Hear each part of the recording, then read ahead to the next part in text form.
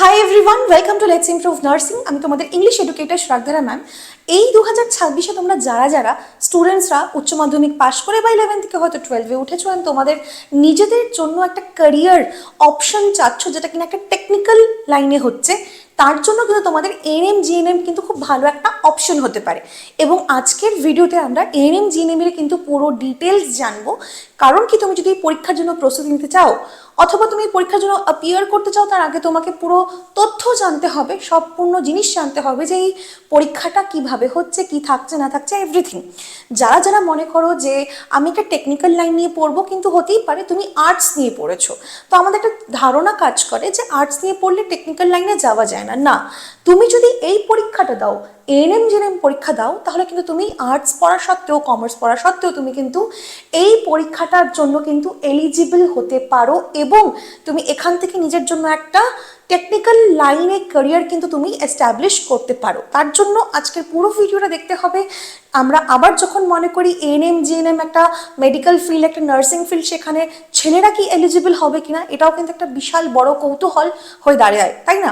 তাহলে আজকের ভিডিওতে আমরা জানবো কোর্স কি থাকছে, কোয়ালিফিকেশন কি, সাবজেক্টস তোমাদের সিলেবাস কি থাকবে, এলিজিবিলিটি কি, সাবজেক্ট কি, এই প্রত্যেকটা ডিটেল কিন্তু আজকের আমরা ভিডিওতে কভার করব।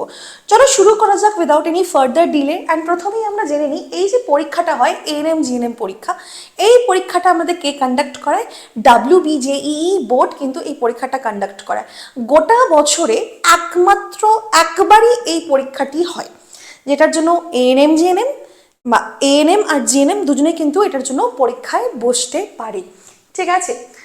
এরপরে দেখো, এই ANM GNM যারা পরীক্ষা দিচ্ছ, এটার মানে হচ্ছে অক্সিলারি নার্স মিডওয়াইফারি।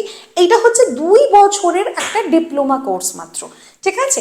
এটা কিসে ফোকাস করে? বেসিক নার্সিং অ্যান্ড কমিউনিটি হেলথের পোস্টের জন্য কিন্তু এটা টার্গেট করে থাকেন। তার জন্য এটা 2 বছরের নার্সিংয়ের কোর্স হচ্ছে ডিপ্লোমা।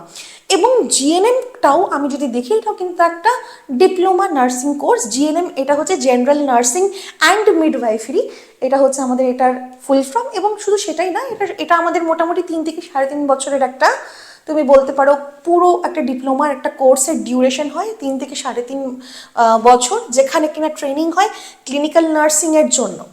এবার তোমাদের হতে পারে আজকের এই ভিডিওটা আমাদের অলরেডি কিন্তু একটা বিশাল একটা ডিটেল ভিডিও হতে যাচ্ছে। তোমরা যদি মনে করো যে না, আমি একটু জানতে চাই ম্যাম যে এগুলোর থেকে আমার পোস্টিং কোথায় হবে, কিরকম স্যালারি আমি পেতে পারি, তোমরা যদি এরকম ধরনের ভিডিও চাও, প্লিজ আমাকে কিন্তু কমেন্টে জানিও। তাহলে আমি নেক্সট ভিডিওগুলো আমি তোমাদের এই সংক্রান্ত তাহলে বানাবো, তোমরা তাহলে আরও কিছু ইনফরমেশন পেয়ে যাবে। এগিয়ে যাই, আমরা দেখি যে এলিজিবিলিটি ক্রাইটেরিয়া কি, কি যোগ্যতা তোমাদের থাকলে তুমি ANM GNM এর জন্য বসতে পারবে। প্রথমেই বলেছে যে এই যে অ্যাপ্লিকেন্ট, মানে তুমি পরীক্ষা যে দিচ্ছ, তুমি যে অ্যাপ্লাই করছো এই পরীক্ষাটার জন্য যে বসছো, তোমার প্রথমত হতে হবে সিটিজেন অফ ইন্ডিয়া, মানে দেশের নাগরিক হতে হবে প্রথমত, ঠিক আছে? তারপরে হতে লাগবে তোমার ডমিসিলি অফ ওয়েস্ট বেঙ্গল, ওয়েস্ট বেঙ্গলের তোমার ডমিসিলি হতে হবে, ঠিক আছে? এবং অ্যাপ্লিকেন্টের হতে হবে যে তাদের হ্যাভ পাস্ট, অলরেডি পাস করে গেছে, অথবা এই বছর পরীক্ষা দিয়েছে। এইটা 2025-এর আমি তোমাদের যে ইনফরমেশন বুলেটিন, যেটা WBG অফিসিয়াল ওয়েবসাইটে পোস্ট করে, সেখান থেকে আমি তথ্যটা নিয়ে বানাচ্ছি। 2026-এরটা কদিনের পরে হয়তো আপডেট হয়ে যাবে, বাট জেনারেলি এটা প্রত্যেক বছর তাই হয়। যারা 2026-এ তোমরা উচ্চ মাধ্যমিক দিয়েছো, তোমরাও কিন্তু এই পরীক্ষাটাই বসার জন্য এলিজিবল। আচ্ছা, অ্যাপ্লিকেন্ট মানে তুমি যে পরীক্ষাটি দিচ্ছ, তোমার বয়স মিনিমাম 17 হতে হবে, 17 হতে হবে, ঠিক আছে? তুমি যদি 17 ইয়ার্স হচ্ছ, তুমি যদি ইন্ডিয়ান সিটিজেন হচ্ছ, ডমিসিলি অফ ওয়েস্ট বেঙ্গল হচ্ছ, ক্লাস 12 ইদার পাস করে ফেলেছো আগে অথবা এই বছরই পাস করেছো, পরীক্ষা দিয়েছো, রেজাল্ট আসা বাকি, তুমি এই পরীক্ষাটিতে বসার জন্য অবশ্যই এলিজিবল। তাহলে আশা করি তোমার এলিজিবিলিটি ক্রাইটেরিয়া সেটা তুমি আশা করি বুঝতে পেরেছো। এরপরে চলো দেখি আমরা এডুকেশনাল কোয়ালিফিকেশন কি দরকার, মানে তোমার শিক্ষাগত যোগ্যতা কি হতে হবে, তাতে তুমি এই পরীক্ষাটি যেতে বসতে পারো। দেখো এখানটায় আমি একটু তোমাদেরকে এটা জুম করে নিই, তাহলে তোমরা একটু বেটার দেখতে পারবে। হ্যাঁ, ANM হচ্ছে শুধুমাত্র ফিমেলদের জন্য, মানে ফিমেল ক্যান্ডিডেটরা শুধুমাত্র ANM পরীক্ষাটির জন্য এলিজিবল। পরীক্ষা একটাই হয়, কিন্তু এই এএনএম তোমরা চলে যাবে যারা ফিমেল ক্যান্ডিডেট, তোমরা এএনএম দিতে পারবে, ছেলেরা এটার জন্য এলিজিবল নয়। সিমিলারলি জিএনএম যে আমাদের কোর্সটা, সেটাতে দুজনই মেল বা ফিমেল দুজন ক্যান্ডিডেটই কিন্তু আমাদের এখানে এলিজিবল। আচ্ছা, এবার তোমরা ঠিক আগের স্লাইডে দেখলে যে তুমি 17 ইয়ার্স তোমার হতে হবে, মানে 17 বছর মিনিমাম তোমার হতে হবে এই পরীক্ষাটিতে অ্যাপিয়ার করার জন্য, বসার জন্য। সেরকমই এখানে বলা আছে যে ম্যাক্সিমাম এজ কিন্তু দেওয়া নেই, তার জন্য এই পরীক্ষাটা কিন্তু সুইটেবল অনেক স্টুডেন্টদের জন্য যারা ভাবো আর্টস নিয়ে হয়তো পড়েছে বা কলেজে পড়ছে, তারাও এই পরীক্ষাটা দেয়। কেন কি এখানে কোনো ম্যাক্সিমাম বা আপার এজ লিমিট কিন্তু দেখো নেই, ঠিক আছে? তো এইটা হচ্ছে তোমাদের ম্যাক্সিমাম এজ, কোনো আপার এজ লিমিট এখানে নেই, তোমাকে মিনিমাম 17 হতে হবে। রেসিডেন্স কি, তোমাকে এখানে পার্মানেন্ট রেসিডেন্ট, বাসিন্দা, নাগরিক, সিটিজেন তো হতেই হবে, এবং পার্মানেন্ট রেসিডেন্টও হতে হবে ওয়েস্ট বেঙ্গলে, এবং কোনো আনইন্টারাপ্টেডলি, মানে কোনো চলে গেলাম আবার এলাম এরকমভাবে না, কন্টিনিউ তোমাকে এখানে থাকতে হবে। মিনিমাম 10 বছরের তোমার একটা রেকর্ড লাগবে যে তুমি এখানটায় থাকছো, এটার জন্য কিন্তু সেম। আচ্ছা, এরপরে must be able to read write এবং এক্সপ্রেস, তোমাকে লেখা, পড়া এবং বলা এই তিনটেই তোমাকে বাংলা অথবা নেপালিতে জানতে হবে, ঠিক আছে? মিনিমাম এডুকেশনাল কোয়ালিফিকেশন, এই যেটার কথা আমরা বলছিলাম যে শিক্ষাগত কি যোগ্যতা থাকলে তুমি এই পরীক্ষাটির জন্য বসতে পারবে, সেটা একবার দেখে নাও। 10+2 অর্থাৎ 10-এর পরে মাধ্যমিক, উচ্চ মাধ্যমিক, তোমাকে এখানে রেকগনাইজড একটা বোর্ডের থেকে মিনিমাম 40% মার্কস নিয়ে কিন্তু এটা কমপ্লিট করতে হবে, ঠিক আছে?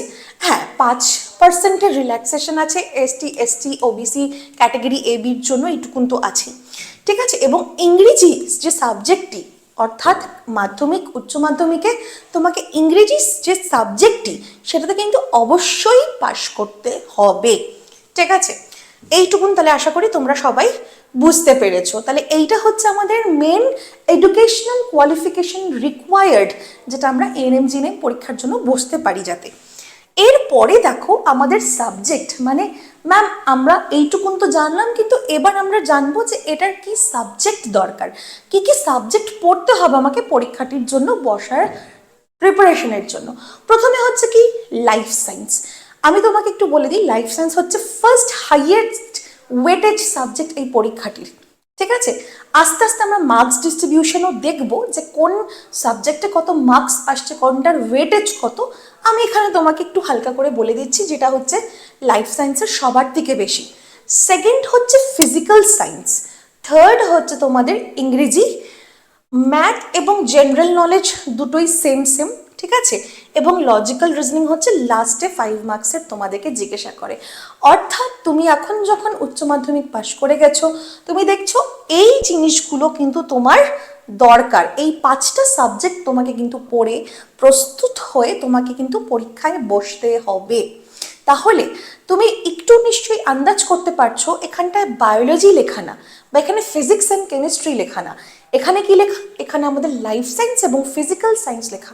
অর্থাৎ তোমরা সেই মাধ্যমিকের টাইমটাকে একটু মনে করো, যেখানে তোমাদের লাইফ সায়েন্স ফিজিক্যাল সায়েন্সের মতন সাবজেক্টগুলো ছিল। তাহলে এটার যে সিলেবাস বা এটার যে কোয়েশ্চেন আসবে, আমি প্রিপারেশন নেব, সেইটা আমি কিভাবে নেব, তার জন্য আমি তোমাকে একটু বলে দিই, এই 5টা সাবজেক্ট আবার তোমাকে মাধ্যমিকের লেভেলে গিয়ে কিন্তু পড়তে হবে।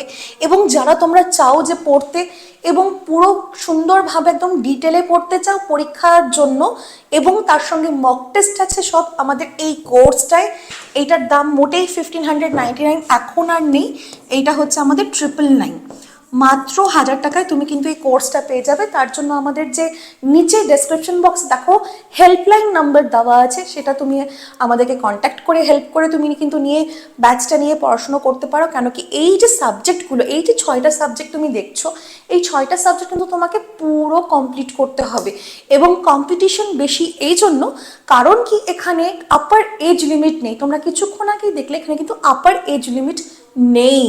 এবং শুধু সেটাই না, এখানে আর্টসের স্টুডেন্টরাও যেহেতু একটা চান্স পাচ্ছে, একটা বিশাল বড় একটা কি বলবো তোমাদেরকে, একটা মার্কেট পাচ্ছে, যেখানে কিন্তু ওরা ওখান থেকে একটা ব্যাকগ্রাউন্ড থেকে এসেও কিন্তু ওরা একটা এই মেডিকেল ফিল্ডে বা এই মেডিকেল লাইনে ওরা একটা টেকনিক্যাল পড়াশুনো করে কিন্তু একটা চাকরি পেতে পারে, একটা ভালো জায়গায় ঢুকতে পারে। তার জন্য এটাকে আরও চ্যালেঞ্জিং হয়ে দাঁড়ায়।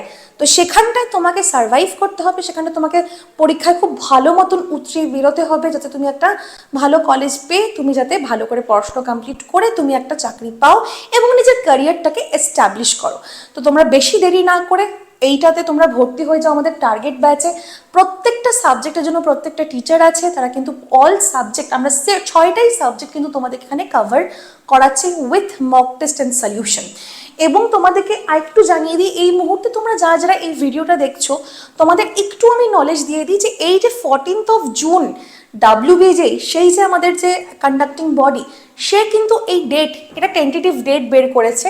14 জুন মাসে কিন্তু পরীক্ষা হচ্ছে এই পরীক্ষাটি, ঠিক আছে, যেটা প্রত্যেকটা বছরে একবার করে পরীক্ষা হয়, তার টেন্টেটিভ ডেট এটা দিয়েছে। এবং শুধু সেটাই না, 25শে মার্চ থেকে কিন্তু এটার রেজিস্ট্রেশন যে ফর্মটা, তুমি যে ভর্তি হবে, তুমি যে এই পরীক্ষাটির জন্য অ্যাপ্লাই করবে, তার জন্য তোমার কিন্তু একটা ফর্ম ভরতে হবে, যেটা 25শে মার্চ থেকে কিন্তু ওপেন হয়ে যাবে পোর্টাল, যেখানে তুমি তোমার ফর্ম ভরতে পারবে।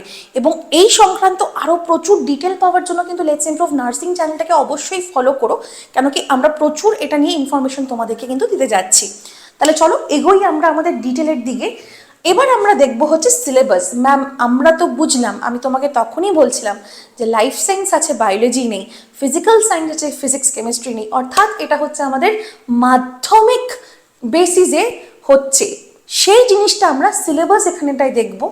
আমাদের বোর্ড যে আছে WBJ, সে এইটা তার ইনফরমেশন বুলেটিনে কিন্তু পাবলিশ করেছিল। This is not my word, এটা লেটস ইমপ্রুভের নার্সিংয়ের নিজস্ব কোনো কথা না, এটা আমার কোনো নিজস্ব কথা না, এটা যে বুলেটিন আছে, ইনফরমেশন বুলেটিন, সেখান থেকে নেওয়া। এবং তারা বলেছে যে এই যে লাইফ সায়েন্স, ফিজিক্যাল সায়েন্স, অঙ্ক, এই 3টে সাবজেক্ট, এইটা ক্লাস 10 বেসিসে কিন্তু তোমার হতে যাবে। ক্লাস 10-এর বেসিসে ম্যাথ, ফিজিক্যাল সায়েন্স এবং লাইফ সায়েন্স হতে যাচ্ছে। তাহলে ক্লাস 10-এর মাধ্যমিকের লেভেলে গিয়ে তোমাকে কিন্তু আবার পড়াশোনা করতে হবে। স্পেশালি তারা যারা এখন, ভাবো অনেকে আছে পড়াশোনার সঙ্গে টাচে নেই, এমনও তোমরা হয়তো কেউ কেউ আছো যারা দেখছো, যারা এখন ক্লাস 12-এ হয়তো উঠেছো, ঠিক আছে, বা 12-এ তোমরা আর্টস নিয়ে বা কমার্স নিয়ে পড়েছো, তোমাদের অবশ্যই ফিজিক্যাল সায়েন্স, লাইফ সায়েন্স, অঙ্কের সঙ্গে টাচে নেই হয়তো তোমরা, তোমাদেরকে ব্যাপারটা ভালো করে আয়ত্ত করতে হবে, ভালো করে শিখতে হবে। এবং বলেছে যে বেসিক ইংলিশ, মানে ইংলিশ সাবজেক্টটা, লজিক্যাল রিজনিং এবং জিকে, এই যে জিকে এবং লজিক্যাল রিজনিং, এগুলো আবার ক্লাস 12-এর স্ট্যান্ডার্ড ক্যারিকুলামে হবে। মানে ক্লাস 12 বেসিসে আমরা যেরকম পড়ি, যে গ্রামার পড়ি, যে লেভেলটা আমরা মেনটেন করে পড়াশুনো করি, ওই লেভেলটা মেনটেন করে কিন্তু এখানে আমরা পড়াশুনো করব।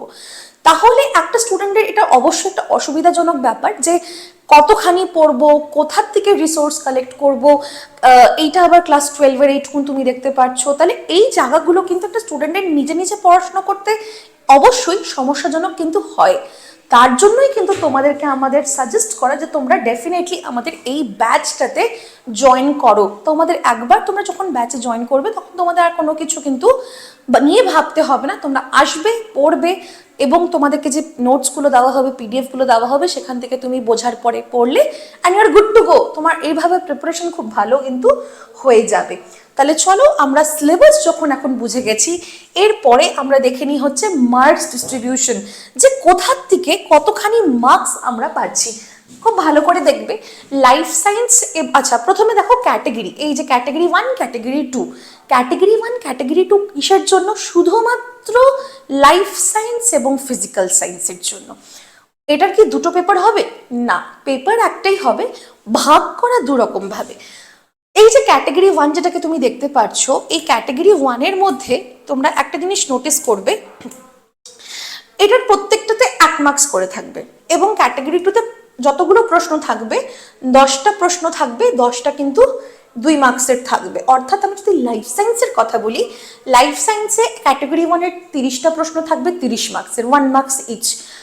লাইফ সায়েন্সের ক্যাটেগরি 2-তে আমরা দেখতে পাচ্ছি আরও 10টা কোয়েশ্চেন থাকবে, মানে টোটাল 40টা কোয়েশ্চেন। এই সেকেন্ড ক্যাটেগরির 10টা প্রশ্নের জন্য তোমার মার্কস থাকবে 2 মার্কস করে, অর্থাৎ 20 মার্কস থাকবে। তাহলে টোটাল তোমার দাঁড়াচ্ছে দেখো 50 মার্কস। তাই জন্যই তোমাদেরকে আমি বলেছিলাম যে বেটা লাইফ সায়েন্সে তোমাদের কিন্তু সবার থেকে বেশি হাইয়েস্ট ওয়েটেজ সাবজেক্ট তোমাদের এটা, ঠিক আছে। এরপর দেখো ফিজিক্যাল সায়েন্স। ফিজিক্যাল সায়েন্সের যে ফার্স্ট ক্যাটাগরি, মানে ক্যাটাগরি 1-এ তোমার থাকছে 15টা মাত্র প্রশ্ন, 15টা মাত্র প্রশ্ন থাকছে, এবং সেকেন্ড ক্যাটাগরিতে তোমার 5টা প্রশ্ন থাকছে, যেটা তোমার 2 মার্কস করে থাকবে।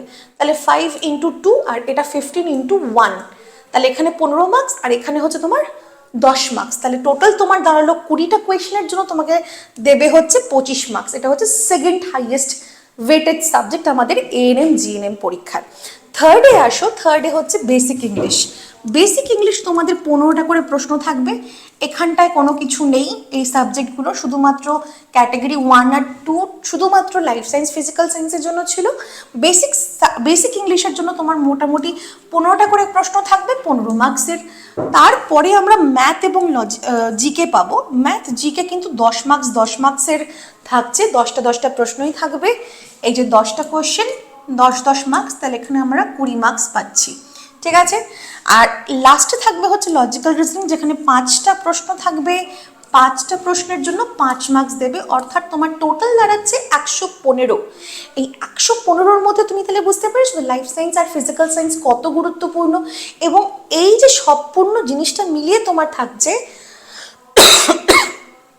100টা প্রশ্ন, তার জন্য 115 মার্কস তোমার কিন্তু দরকার। এই 115 মার্কসের মধ্যে স্বাভাবিকভাবে যখন আমরা একটা একাডেমিক পরীক্ষা মানে স্কুল কলেজের পরীক্ষার বাদ দিয়ে যখন আমরা কম্পিটিটিভ পরীক্ষার কথা বলি, তখন কিন্তু আমরা কোনো সময় টার্গেট করি না যে যত মার্কস আছে ততই পাবো। হ্যাঁ, তুমি যত এইটার এই ফুল মার্কসের যত ক্লোজ থাকার চেষ্টা করবে, ততই কিন্তু তোমার সিলেকশনের যে গ্যারেন্টিটা, এই যে আমি একটা সিলেকশন পাবো, আমার নিজের মতন পছন্দ কলেজ আমি পাবো, সেইটা কিন্তু তোমার এখান থেকে চলে আসবে। তার জন্য বলছি খুব ভালো করে মন দিয়ে পড়াশুনো করো। অলরেডি আমরা মার্চ মাসের মোটামুটি মাঝখানে চলে এসেছি, আর হাতে মাত্র 2.5 মান্থস মতন আছে আমাদের, খুব একটা সময় নেই। তো সেক্ষেত্রে ভালো করে প্রস্তুতি কিন্তু তোমাদের নিতে হবে। এরপর দেখো আরো টুকটাক কিছু আমাদের ইনফরমেশনস আছে। একটা হচ্ছে যে পরীক্ষা কিভাবে হয়।